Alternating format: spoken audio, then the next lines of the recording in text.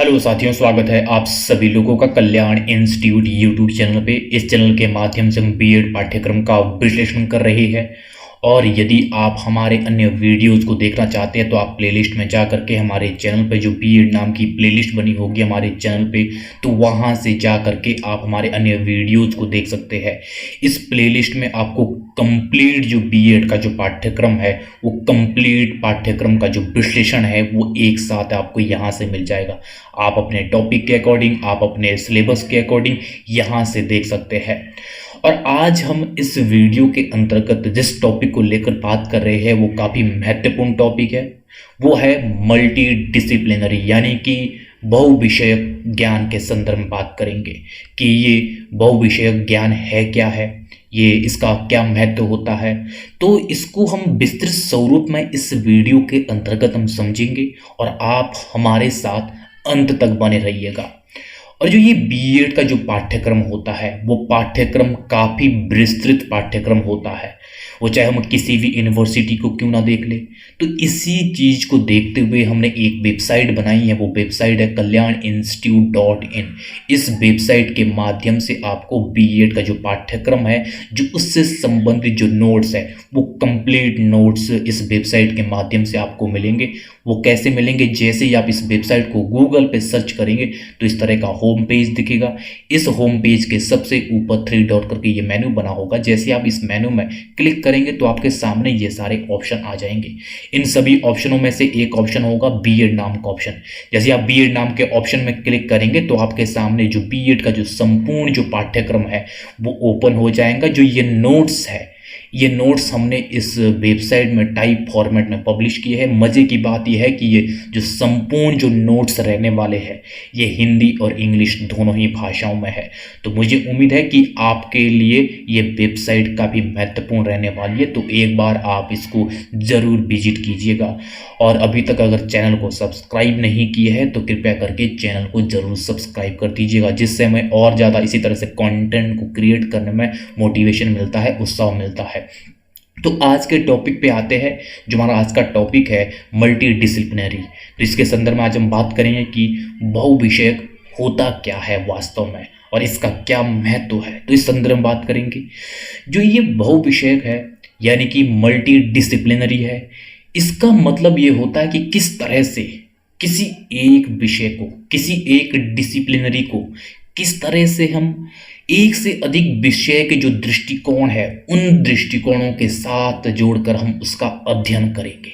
यानी कि कोई एक विषय है, उस विषय को हम अन्य विषयों के जो अनेक जो दृष्टिकोण है, वो चाहे कोई भी दृष्टिकोण क्यों ना हो, उन दृष्टिकोणों के साथ जब हम जोड़कर उस विषय का अध्ययन करते हैं तो वो मल्टी डिसिप्लिनरी कहलाता है। यानी कि किसी एक विषय को हम यदि अन्य विषयों के जो दृष्टिकोण होते हैं, जो एक से अधिक जो विषयों के जो दृष्टिकोण होते हैं, उन दृष्टिकोणों के साथ जोड़कर हम अध्ययन करते हैं, वह ही बहुविषय कहलाता है, यानी कि मल्टी डिसिप्लिनरी कहलाता है। जो ये मल्टी डिसिप्लिनरी है, इसमें किस तरह से हम एक से अधिक विषयों के जो दृष्टिकोण है उनको जोड़कर हम इसके तहत इसका अध्ययन करते हैं।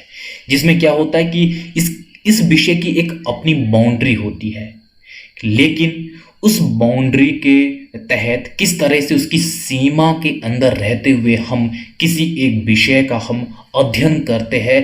अन्य विषयों के जो दृष्टिकोण होते हैं उस विषय को समझने के लिए, उस विषय को और अधिक किस तरह से उपयोगी बनाया जाए, किस तरह से और अधिक उसको रोचक बनाया जाए, किस तरह से उसको और अधिक गहनता के साथ उस विषय का, उस डिसिप्लिनरी का अध्ययन किया जाए, उसके लिए क्या किया जाता है? अन्य विषयों के जो दृष्टिकोण होते हैं उन दृष्टिकोणों के साथ जोड़ करके उसका अध्ययन किया जाता है। तो ये होता है मल्टी डिसिप्लिनरी, यानी कि एक व्यापक जो दृष्टिकोण है, उस व्यापक दृष्टिकोण के लिए किस तरह से अन्य विषयों के साथ जोड़कर इसका अध्ययन किया जाता है।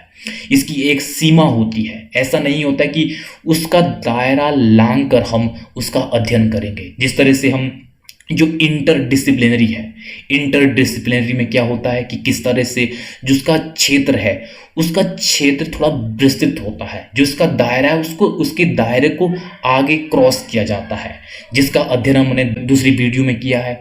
आपने अगर उस वीडियो को नहीं देखा तो उसको भी जरूर देख लीजिएगा, क्योंकि जो इंटरडिसिप्लिनरी है उसका क्षेत्र थोड़ा विस्तृत होता है। किस तरह से?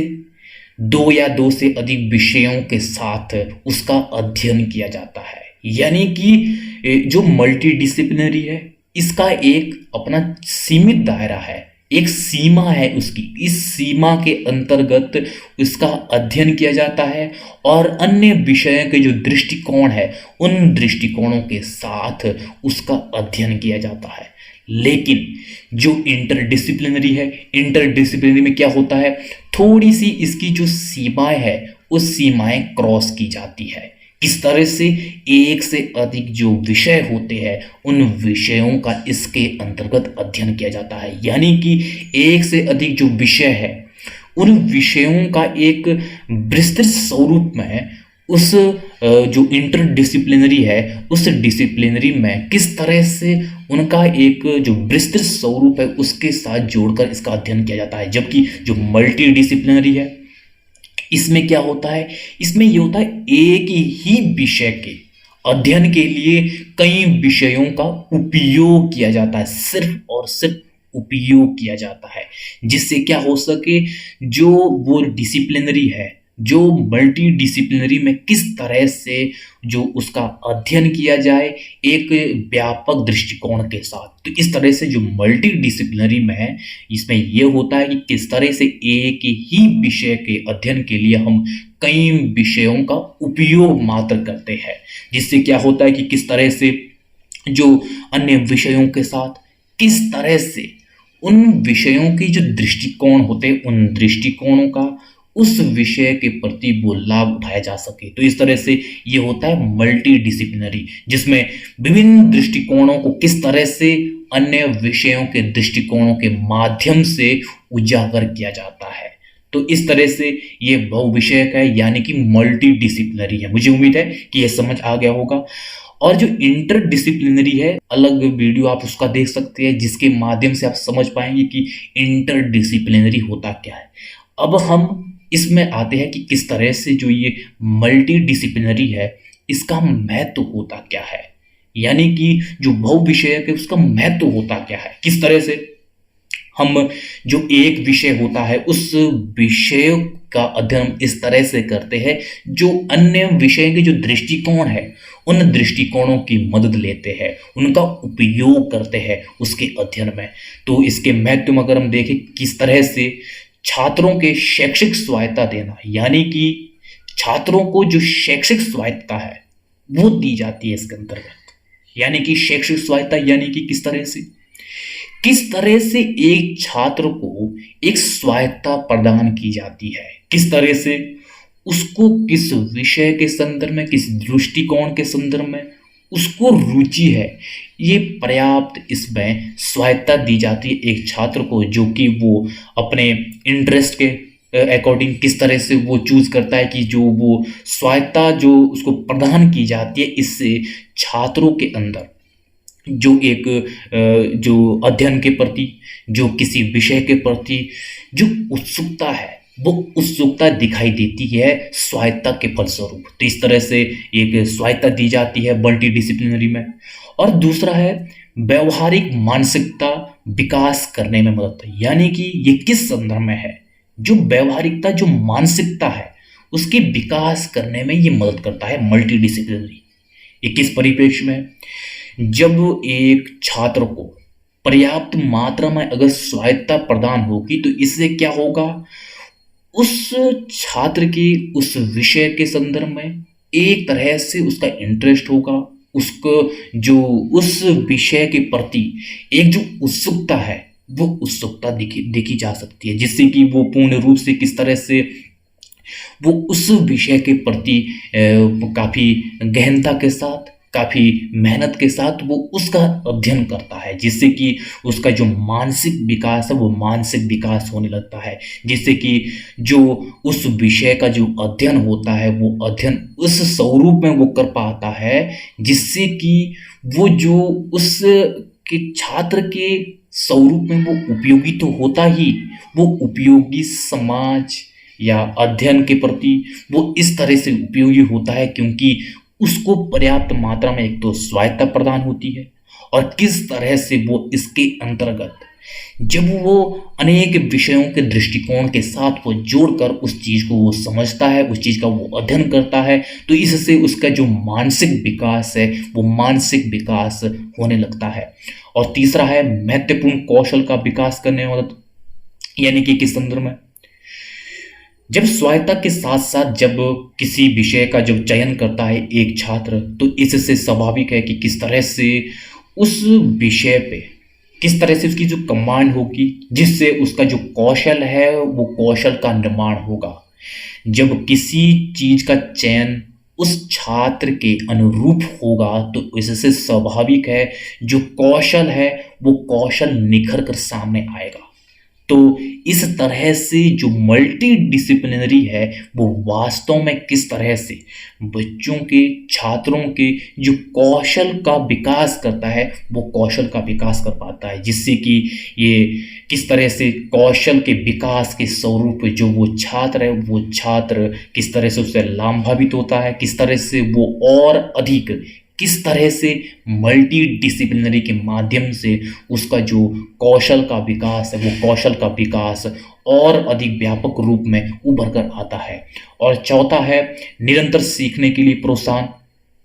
ये जाहिर सी बात है कि अगर मल्टी डिसिप्लिनरी के अंतर्गत जब एक से अधिक विषयों के जो दृष्टिकोण होते हैं उन दृष्टिकोणों के साथ जो अध्ययन किया जाता है और जिसमें पर्याप्त मात्रा में जो स्वायत्तता है वो स्वायत्तता प्रदान होती है छात्र को, तो इससे क्या होता है कि किस तरह से उसका जो उस विषय के प्रति जो इंटरेस्ट है वो इंटरेस्ट बना रहता है, किस तरह से उस छात्र के लिए वो उपयोगी है, और साथ ही साथ उसका जो उस विषय के प्रति जो जुड़ाव है वो जुड़ाव इस तरह से बहुत गहनता के साथ जुड़ा हुआ होता है, जो कि इस तरह से छात्र को निरंतर सीखने के लिए वो प्रोत्साहित करता है। तो इस तरह से जो मल्टी डिसिप्लिनरी है वो छात्र को निरंतर सीखने के लिए वो प्रोत्साहित करता है, किस तरह से अलग अलग समस्याओं का वो चयन कर पाता है, किस तरह से उस समय समय पर जो समस्याओं के समाधान को लेकर के वो उस अध्ययन के साथ वो उस संदर्भ में पता लगा पाता है। तो इस तरह से जो मल्टी डिसिप्लिनरी है वो वास्तव में निरंतर सीखने के लिए छात्र को प्रोत्साहित करता है।